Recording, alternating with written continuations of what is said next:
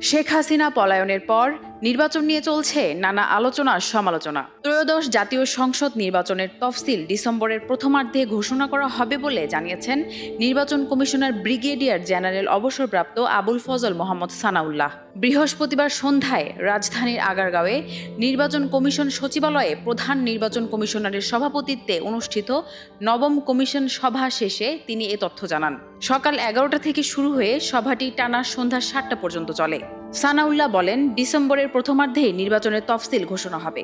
সেই অনুযায়ী রোজার আগেই ভোটগ্রহণ সম্পন্ন করার পরিকল্পনা রয়েছে।